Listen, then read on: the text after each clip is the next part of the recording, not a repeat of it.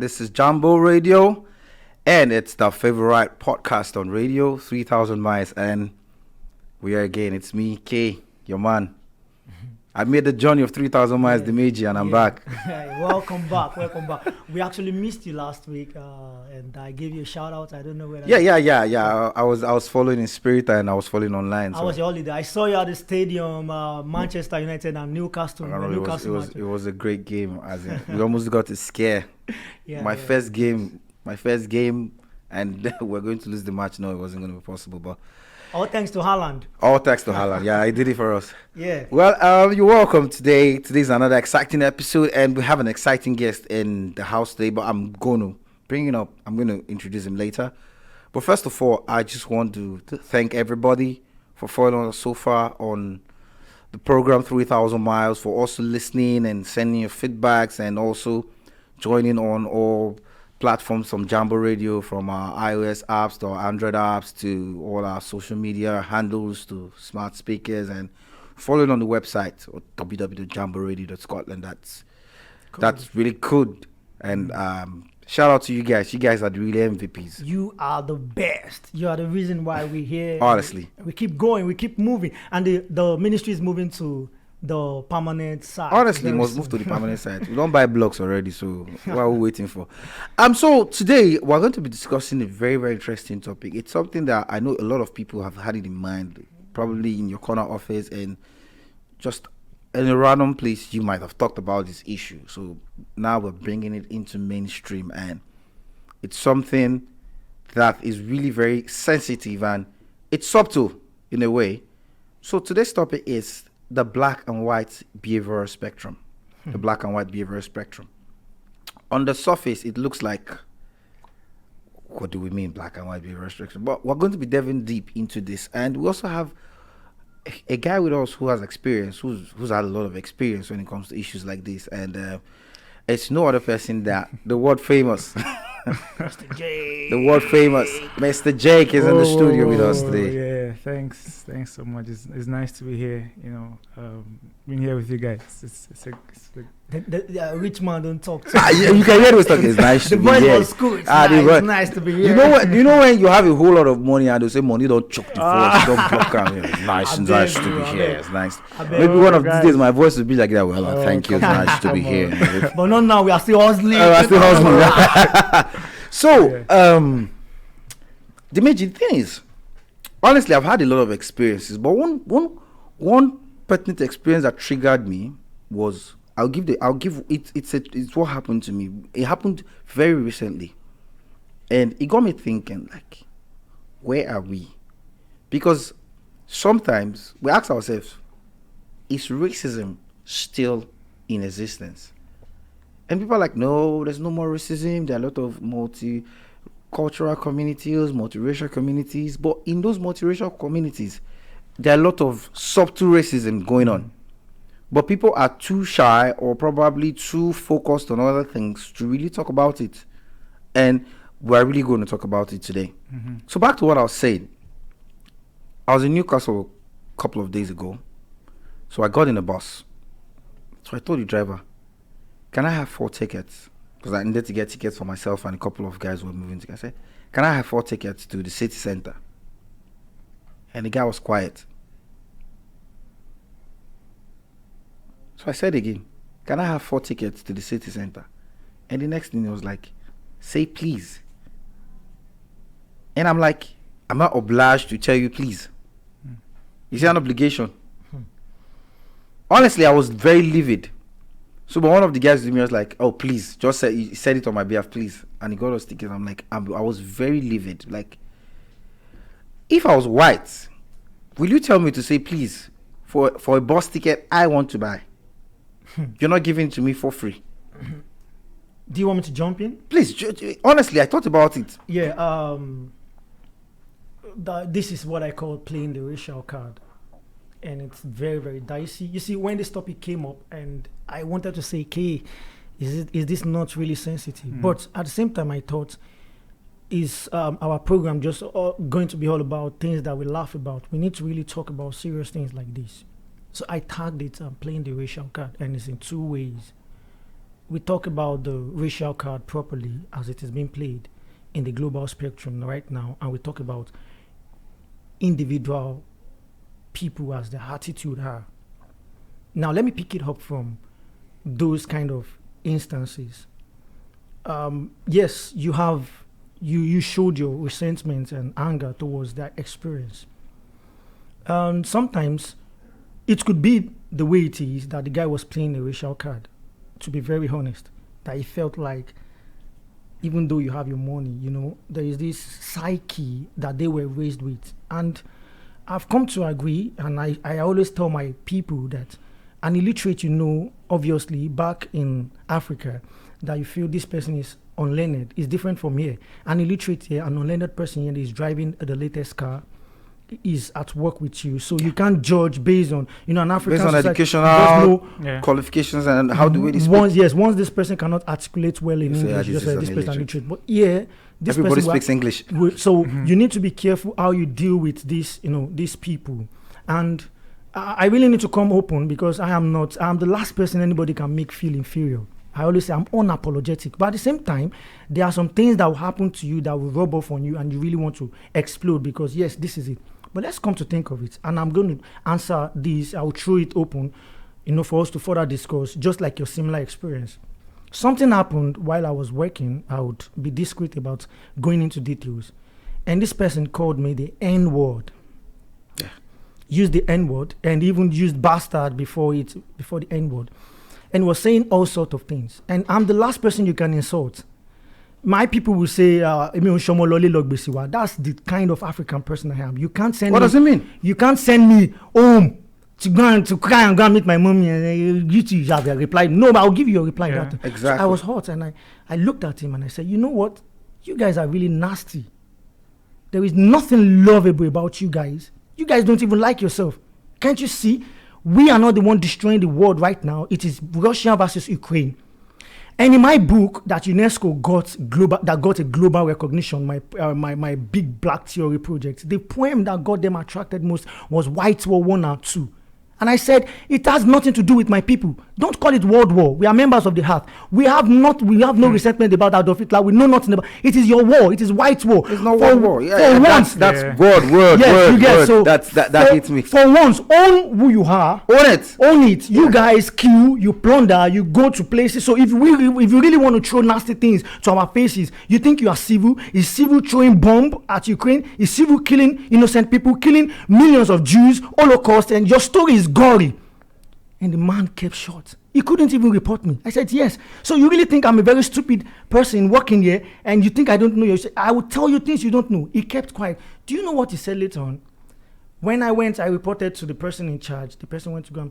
He had a conversation with the person, and the person came back to tell me that he's sorry. I said, he can't tell you to tell me he's sorry. He will call me and apologize. And if he can't do that, sorry. To hell, to hell with his apology. Do you understand? So, and to be honest, this thing can have a tone. Honest, yeah. No, that's the truth. That's the truth. Jake, say something. Yeah. I think if we look at this critically, you see it's an intentional thing. They are very intentional about it.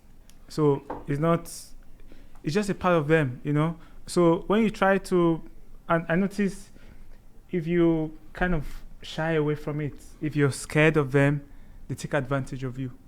And when they do that, you see, you're a mess that way. Yeah, exactly. So you have to confront them immediately. There is one point we have to talk about too, white supremacy. We'll get to that. But talking about what Jake said. Yeah. Talking about what Jake said, the truth is, they do this. It's intentional. Yeah. And then they want a reaction from you. Exactly. And then they tag you violent. Yeah, exactly. I've been in the bus once. I entered the bus. I was coming from work. So I was going somewhere. It was just a kind of a short distance. So I got in the bus and I was like, this is where I'm going to. And the driver was like, it's £2.50. I was like, it's supposed to be £1.75 because it's a short distance. It's between like 4 bus stops. And the next thing was like, are you paying or not?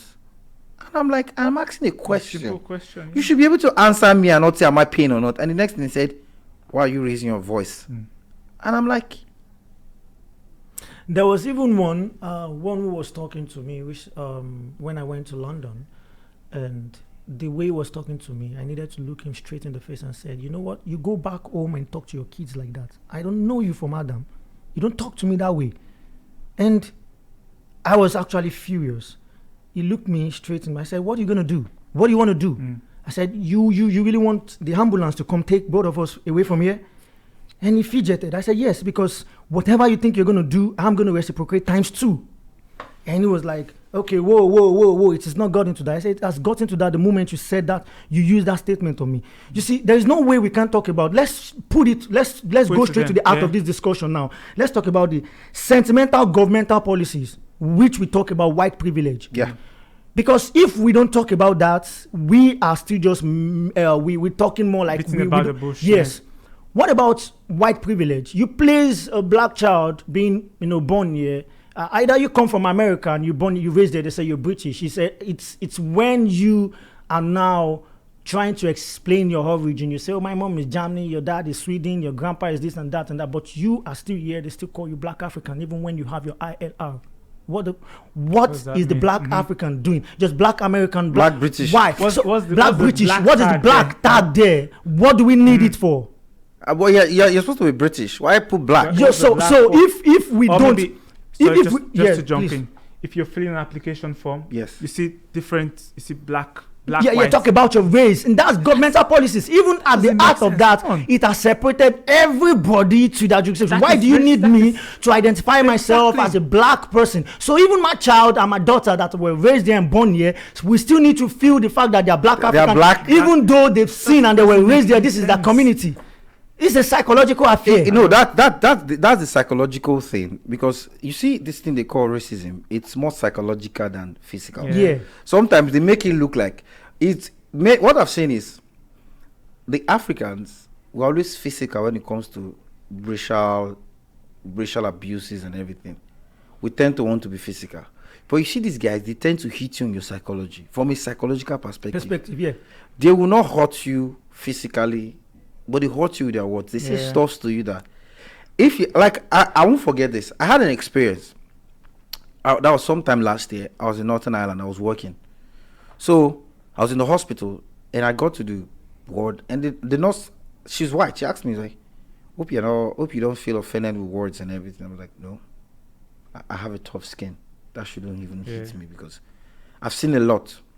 And we got to work, and there was this guy who was bedridden, so you have to move him. He was being moved mobilely from the chair to the bed and back and forth. That's just the way you move. And it was myself and one other. She was a Tanzanian nurse who were on call in that particular room. And the guy was like, he called for a nurse, buzzed. So we got in.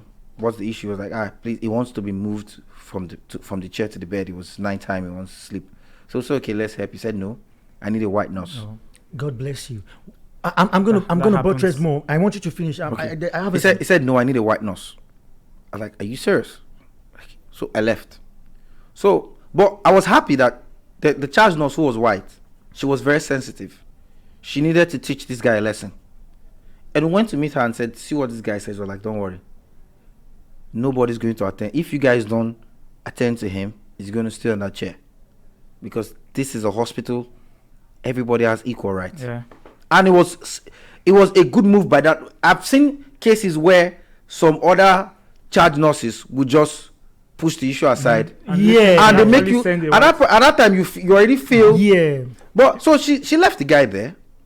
The guy buzzed again. We went back. He started swearing, you guys get blah blah, don't touch me, don't. We left again. He kept buzzing. We kept going. And we told him, I said, if we don't attend to you, you're going to be here all night. Till the morning, yeah. Nobody's coming. We're just the ones available. So he said, he told us off. We left for about an hour or two. He was getting tired. Then he buzzed again. And he came and he was like, you guys should just... And then the other lady was like, don't you think it was an apology? We don't get paid so much for you to insult us this way. Yeah. And the next thing he was, I'm sorry. I believe that guy should have learned a lesson. My point is, if the society is structured that way, because people keep saying, say no to racism, say no to racism, but what actions are they taking? Yeah. What measures are being put in it's place? me. That's to why. curb it? That's why I took it. I took the horn by the bull by first talking about the governmental policies, because before you know it, the same thing happened to Saka. The same thing happened to Heto. The same thing had happened to. But they keep saying this. You see the Premier League games. It's a repeated pattern, and you still say you see the Premier League games. They say they are kneeling down. I see some African players. They don't kneel anymore. When they say let's take a kneel for racism, they just stand because it's just like it's now becoming a ritual, like a joke, a ritual more than a ritual, more than the real thing. Okay, let me give you a similar experience. But mine was happy ending. I went to this man and I told him while I was working that are you okay if I help you? He said, why not? I said, because some people don't feel comfortable like a person like me to talk. He said, then he sat down, he looked me straight in there and said, do you know what can help? He said, insult will help. I said, no. He said, the moment you open your mouth and you talk, you tell the world who you are. And me going all about, and I don't want to be in anybody's darkness. You guys are in darkness, because to me, it is inferiority complex masked as white superior. Why do I need you to feel inferior for me to feel relevant? Why do I need to bully you psychology for me to feel like I am relevant? I don't need it. I need to earn respect as from a man like you. I need to earn dignity. I need to earn what is called love. I don't need to earn bully. I don't need to earn fear. So once those things are not in place anymore, now let's ask ourselves these questions again. And I'm going to read this out to you maybe after we come a break.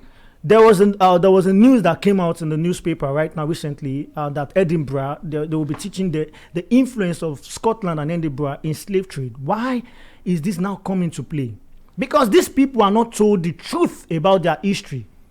They are told, they discovered the world, they went all voyaging and everything. No, you went to people's land, you raped their mother, you raped their father, you raped their daughters, you took their children off their shores from their home, you took them to come and build your nation, and that is what you should tell your kids. No, let's correct that fact. There's nothing supreme about that. You didn't take them to build it. You use them to exchange goods. Because if you look at the transatlantic slave trade, the map, they took them from Africa, took them to the New World, that's the Americans, dropped them there.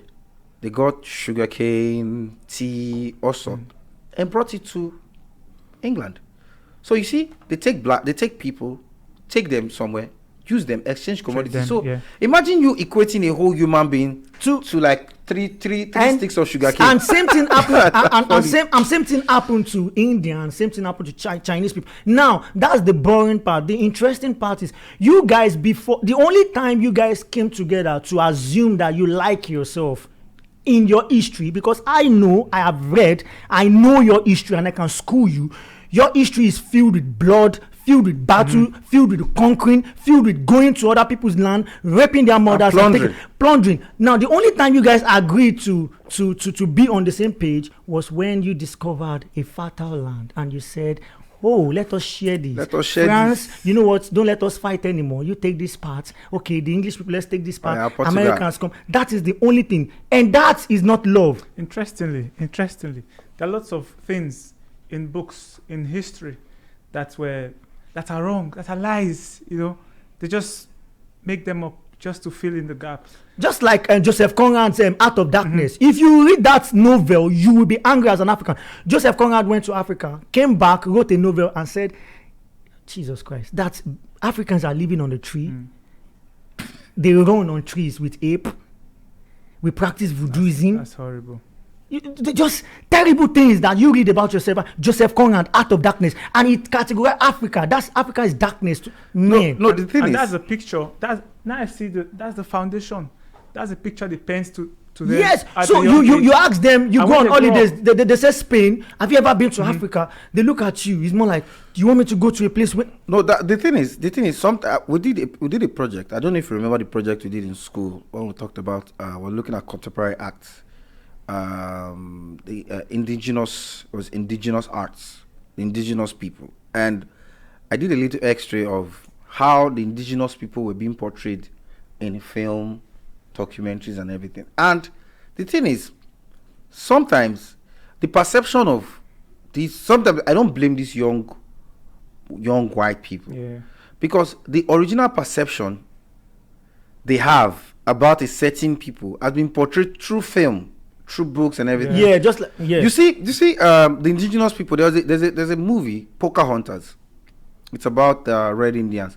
They portray those people as being savages. Savages. And who hasn't been there? You watch a movie and these are savages, and you already have that idea in you. So the moment you see somebody who's from, where are you from? I'm from the Americas. I'm an indigenous person from Red India. Like, the next thing that comes to you is savage. Yeah. And it is worse. Chimamanda Adichie was interviewed in France. Imagine, even in 2000, this 21st century, an interviewer was asking her, "Oh, really? Do you guys have library in Nigeria?" She had to react that I think it reflects bad on France that you are asking me if we have library in Nigeria. Now, talking about school, you are about to open another page. There's no respect for African scholars. There was an assignment we did back in school then during my master's program, and we're told to do creative creative homage, to pay creative homage. Then I paid creative homage to an African author who has been my mentor and has won Nobel laureate, Professor Wole Soyinka. I was failed. So I was so angry. I mailed my HOD. Are you kidding me? He said all those references I used, and I said even his own autobiography. Are you kidding me?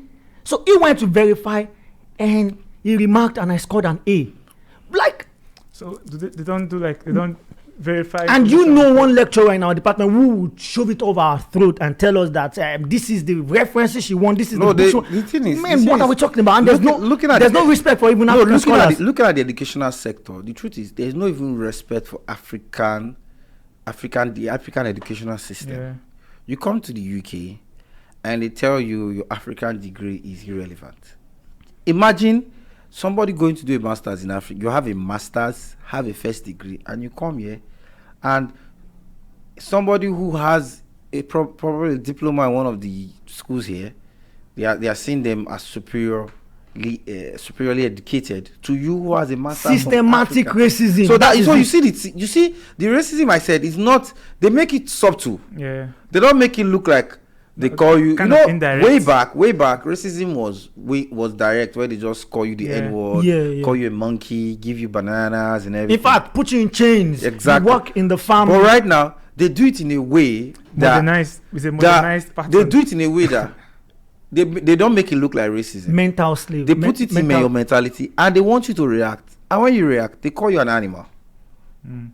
You see like a setup. It's like a setup, honestly. You react and they call you they are brutes. That's that black. Man, I really think this topic is going to. It's really emotional. It's honestly emotional. And it's an emotional. The sad part honestly. of it is, to me personally, this is my personal opinion. The immigrants right now that have come here and they are so eager to throw away their culture off the roof, and they want their kids to just accept that they should detach from themselves from anything African. It's just to get accepted, honestly. I think that's just sad, to get accepted. And that is rubbish. Really sad. That is rubbish. You a tree that forgets its roots will dry up sooner or later. Sure. These are kids that you need to infuse in them, even though they are going to choose, I want to play for England, but you need to infuse in them their roots, the Africanism, their history, where they're coming from. But you're just eager to detach because you have accepted yourself that anything African is also black and evil. I think when you have an intelligent enemy, you are not supposed to be stupid. Some Africans actually feel inferior to the whites. They accepted. They've accepted it already. Yeah. They feel like they are not good enough. That's why they try to embrace the white culture and they worship and do it with theirs. In case you just joining us, it's still 3,000 miles on Jambo Radio, and it's really getting heated and it's getting intense. You could feel the passion. Okay. In respect to what we were talking about, I promised that I would read out a piece of the newspaper that I saved, and the date at which it was published. Though, while I'm searching that, please you can kick in. So before we're on break, it was talking about the fact that a lot of people are refusing to, because they're because they want to be accepted, they're accepting white culture because of the fact that they feel inferior and they want that acceptance. Honestly, I feel that to some extent, that's correct because most of us are guilty of it. Exactly. We come here, first thing we do is we change our accent. Well, to be honest, I really think the saying that when you're in Rome, you do like the Romans. I met a lady while I was going to London on flight. She's practically Scottish. Her father works in PH, Port Harcourt. And when she engaged with me and I told her that I'm a Nigerian, the next thing that came up from her, how far? I was like, No, but should I ask you a question? I ask you a question. Do you see white people in the number of white people in Africa? How many of them tend to change their accent when they come to Africa? A couple do. A couple. Yeah. When you look at the ratio, we're talking about maybe out of 100, maybe like 10. But you see, we blacks, the moment you come here, you're talking to a white person. I'm talking to you. I can be talking to you. I'm my guy. So what's up? We'll be speaking English. But I have it with the African accent. The moment I face a white guy, I'm wanting to speak in a way he should understand. But the question is, does he try to speak in a way I understand? Oh, well, that's a very, very good angle to Yeah. Because I've looked at it. But You're talking to white people. It's very difficult for sometimes the Scottish accent is really very deep. I know. You just said I know. No, it's very deep to understand. But do you see them trying to break it down a little so you, who is a black man, would understand? Sometimes you need to they do. You tell them to slow down. But they don't slow. You have to tell them to slow down. But you consciously or unconsciously, the moment you start talking to them, you start speaking like, yeah, so what's up? How you doing? I'm good. I'm all right. So we're talking. Do you talk like, how are you? What are you doing? You don't want to talk like that because you feel they wouldn't understand I'd say, you could get used to speaking that way. When you hear, just like a child, if a child grows up in the village, for example, or in the suburbs, it tends to learn the language that is being spoken around. That's right. That's for a child. The same thing happens to an adult. If you stay in a place for quite a long while, you could honestly, you see an adult. Let me tell you, it has to be an intentional act because you see accent. Can't transition your voice. Let me tell you, reading about accents are formed between the age of 1 to 7. That's why I said intentionally. So it's because I have a friend who's been in the US. He's been in the US since 1992. And if he comes to Nigeria, if you see that guy speaking here, it's as good as learning a language. But it's like someone who has not even left Nigeria for 1 minute. But do you know that that's actually also our superpower? I've seen these people melt and feel intimidated when me and my Nigerian brother are in the bus, and because if you notice, Nigerian language is a happy language.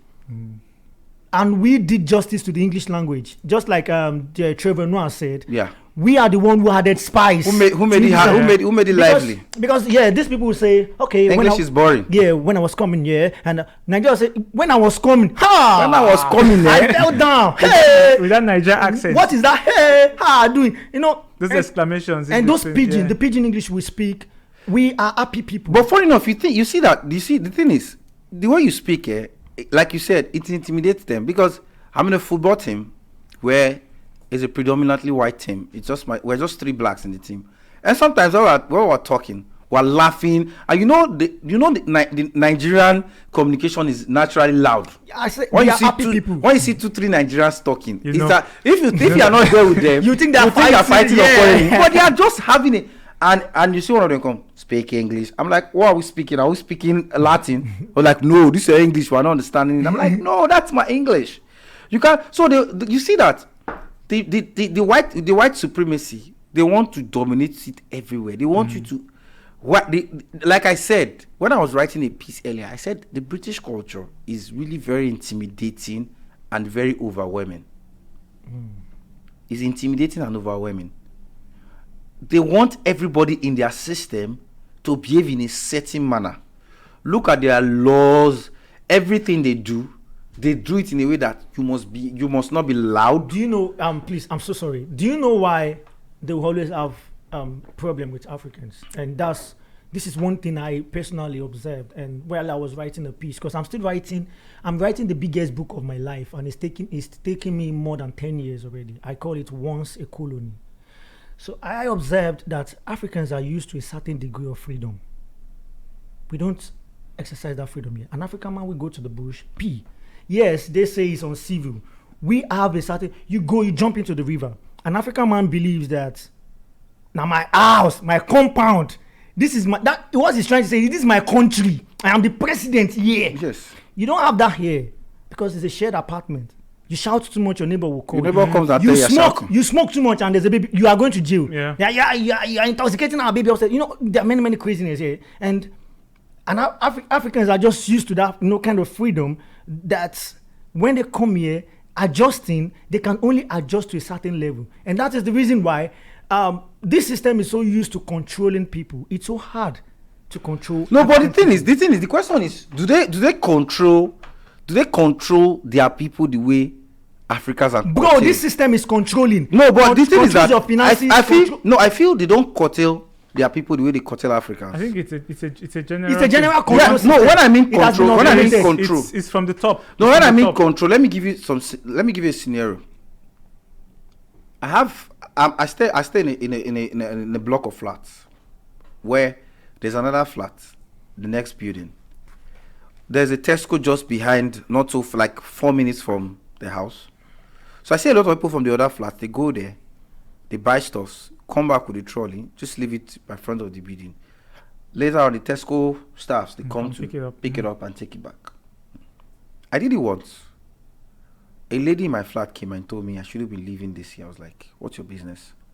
Other people do it. Why am I the only one you're picking up?" That's the you see that thing. There are a lot of people doing it, but since I'm black, they're picking it up on me because probably you feel maybe since I'm not a citizen here, I might be scared. I'll just give you a scenario. I was gonna get on a bus, and the machine to pay, the card reader wasn't working, so the driver was like, "You need to pay cash," and I'm like, "I've not got cash. That's not my fault." So he said, "You can't enter the bus without cash." It was me and a friend. So the friend had to pay for me, and the bus started moving.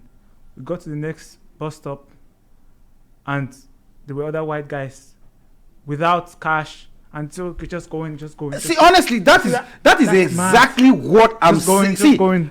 Dimeji, that is exactly what I am saying. Now, you see the thing. Let me before you read your piece. How does that make sense? Before you read your piece, let me say something else that happened. That is exactly what I'm saying. That is the behavioral pattern you see, that sometimes it icks you. And you want to react like, why will you be treated like this? Somebody said something to me some years ago when I was still in Nigeria. I said, no matter how long you stay in another country, you will still be treated like a second-class citizen. Of course. No matter how long. Actually, you are. Of course. So because I was in a bus. This one I witnessed it. I was in a bus. This black guy entered, and after buying, he dropped his ticket on the floor. And the bus driver said, if he doesn't pick the ticket, he's not going to move the vehicle. And then there was this other white guy. He went there, threw his ticket on the floor in front of the guy. I was like, what can you do about it? The next thing, the driver couldn't say anything. And closed the door and moved. I'm like, it's very common among the drivers. So because he's a black man now, he must pick it up. Well, if he's a white, you can't control him. Well, the funny thing, I understand, but to some certain degree, I really think that it's time, because like my father will always say before he died, he beats the timidity out of me. He would tell me, just by being at home, you will shake him and he would tell me to look straight into his eyes. You're a man. Whenever you shake a man, you look straight into his eyes. Then I was still acting more like mumu. I would shake out. Say, look me in the eyes. He trained all of us to be very bold. He would slap nonsense out of me. So it has gotten to a stage where it's so difficult. I know people experience all this. I'm not exempting myself. I have shared my experience, but it's so difficult to make me experience beyond my breaking point, because it's either both of us go down. That's the way I'm built. It's just natural. For that bus driver, we are not moving. Nobody's going to the destination, no location anymore, and I'm going ahead to sit down. It has happened. So it's not me just trying to brag because I'm on air. It has happened. I've seen myself being in companies of white folks trying to be stupid in the bus, and probably because they are drunk. It was even their white folks friends that were telling that they should leave me, and a fight was actually about to break there were two guys that were trying to defend. Yes, because I stood my ground. I was like, but before you break bottle, I go shoot you. Yes, before you break bottle, I go shoot. And I look them straight. Say, guy, they thought you get knife culture. We get bottle culture. Okay, that's the thing. They have this knife culture. They tend to bottle. So I was on guard. And he was like, what the fuck, man, we're using the N-word. And this thing, we notice it. All those ones don't enter me, I go choke your life. We notice this thing mostly. A lot of these things happen in the buses. Yeah. That's the irony of the whole thing. A lot of these things happen. In comparison to other countries aside the UK, do we have similar yeah, it's worse in the States. Oh, bro, the States has a gun culture, bro. What are you talking about? You hear about some psychopath just going to a shopping mall and just killing people. No, but the question here is, you know, the population of blacks in the US, in terms of people who are citizens, do they get this? Is it across board or in certain states? Because I've read where there are certain states where it's white, predominantly white, like Kansas and all that, and you see black people getting. Of course, bro. Now we're still talking about George, this guy, the systematic racism that happened to him before Joe Biden came in and apologized to the family. You see, this is something that has eaten deep. And even after that, it still happened a couple of times. In fact, we're talking about countries that are still kind of linear. Do you want to talk about Russia? Do you want to start a discussion about Germany? You don't want to go to that aspect because those are gory facts, gory experiences of black folks there. Italy and all that. You don't just want to imagine what is going on there. It's so horrible. The whole of Europe. So now I'm going to read this from the Scottish newspaper. It's the headline says capital slave trade role to be taught to pupils. Capital slave trade role to be taught to pupils. So ask myself this question: why now? Why did you? Why? And I'm not even trusting this. Now, I want to read a little piece. It said, pupils in Scotland, capital city, could be taught about its role in the slave trade. The findings and recommendations of the Independent Edinburgh Slavery and Colonialism Legacy Review will be considered by councillors next week. One of its proposals suggests that teaching and learning materials are developed and delivered to fill the gap in respect of Scotland's and Edinburgh's role in slavery and colonialism. City of Edinburgh Council set up the review following Black Lives Matter demonstration last year. Other possible steps in the wake of the review include statues, monuments, buildings, and street names associated with slavery and colonialism in the city being taught to a new interpretation strategy which explains their links to slavery. Council leader Canny Day called the review a useful starting point for a wide-ranging pupil discussion about the modern-day impact of this legacy. Review group chair Sir Gough Palmer said, in general, the recommendations indicate that the racism and discrimination that exists in our society can be changed for the better using education. So they feel that's a new way to tackle it. You see, now I don't trust that because now when you go to the school and you try to open pupils' brain and tell them, I don't really think nobody is going to do that and say we are guilty of humanity. No, see, the truth is we're evil. Nobody's going to do that. Nobody's going to do that. Good. So what is the just like I said earlier, these traits are imbibed into the pupils from that young age. That's where they begin to cultivate this racism. That's why they begin to learn it. And as they grow up, they begin to have this hate. They said at the age of 7, an African child is already exposed to the idea of white supremacy. Will Smith said that racism is not just happening, it is being filmed, just like what you say, and it is in everything we see these days. Yes. So it is more like in your subconscious mind. But the question is, they made you realize that anything coming from white is superior. So exactly. Products, Tommy, even we are guilty of it. Do you know? There was a day I was discussing. My wife said, because I used to have this saying that as far as no, it can never be fake. Why if you ask me, why if you say Oyibo enough it be fake? I say no, only Nigeria, Africa. The question is why do they have fake in their dictionary? That's what I always tell my people. What is fake? Because I already have if someone made it as much as someone made it. No, you don't understand. If it is alien, they won't have the word in their linguistic. You don't understand? So why do they have the word fake in that? Man, bro, man. You see, there's a lot of unlearning. I'm going to raise my child and my daughter to be so bold and to you don't want to... And talking about this learning from a very young age, it's sometimes the parents encourage their children. I've been on the road one day. I was just close to the pastry center, and there was this... It was a young kid. That kid should be about maybe 5 or 4. He was looking at me and smiling. So I was smiling back, thinking he was being friendly. And the next thing he said, brown face, and laughed. And me, I looked at the child. Person is supposed to slap him. The mother laughed. The mother laughed. And I'm like, you're supposed to correct that. This is where the problem is. Your child made a statement. You're supposed to tell your child, no, you don't call people. And the mother just laughed. And me, I'm like, you get like say you know the Nigeria, the conk just now. There was one where I was working. They call him the bully. He has been bullying every staff. He will throw punch. He claims to me, I know he knows what he's doing, but he enjoys bullying. So he claims that he has dementia. So they got me there and they said, "Are you okay to work?" I love blood rush, sugar rush. Give me that guy. So when I got to the unit, the guy was, I studied, and that is how racism starts. I want to use this guy to make an analogy. He started looking me in the eye. I look him straight in the eye. This is the same guy that will tell you will come, he can eat you. So he just walk past me, he will do nothing. Until the very point where he started pretending that he has got knife. He'll be looking at me. I kept looking at him. I wasn't laughing, So that is racism, trying to intimidate you. Mm-hmm. You look back at it and you say, what are you trying to do? I'm not going to break. Now, finally, he is the one who broke. His shell broke. Why? Because... So Dimeji, as we're running out of time now. So let's talk about, in the next few minutes, what do we think is the way forward? In the next few minutes, Jake. I would say we'll start from the government. I think they need to put some measures in place to kind of curb this, because, for example, where it happens in workplaces and in the buses, and there's no penalty for this.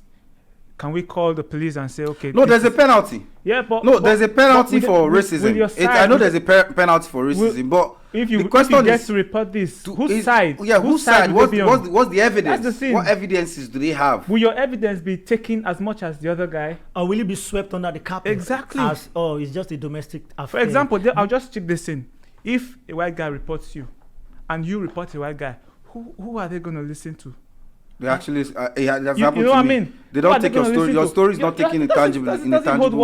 It happens in the workplace a lot. It happens in the workplace. They tend to want to take sides. And they can come up with funny stories about you. You did this, you did that, and you try to defend yourself, but no one listens to you. You are talking because he's the black guy. You know what I mean? So it's horrible. So but what I feel is like they say, charity begins at home. I feel from a young age. Because people who are... A racist was born. A racist grew up.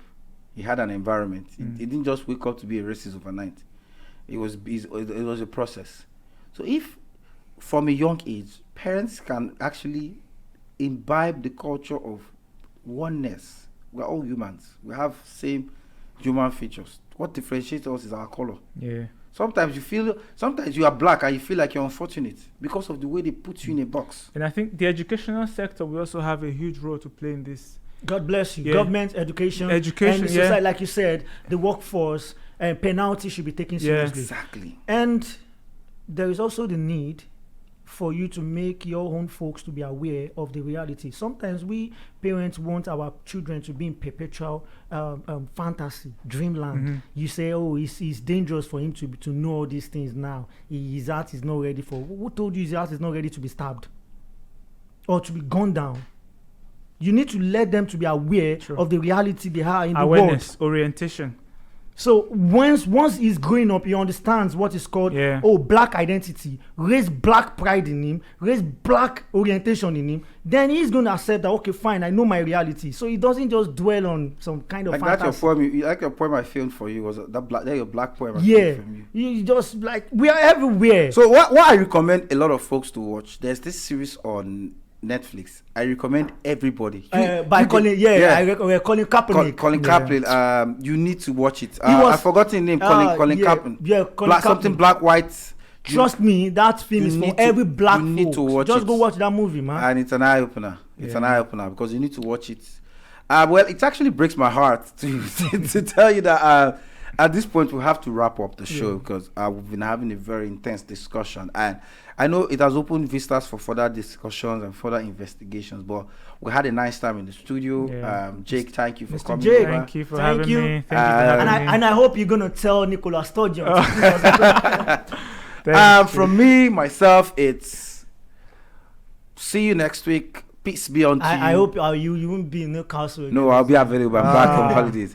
Peace be unto you and enjoy your week. That is also from All me right, saying have a lovely week. Still your boy, Dimeji Sodeke. Thank you very much. Ciao. All right, guys. Yeah.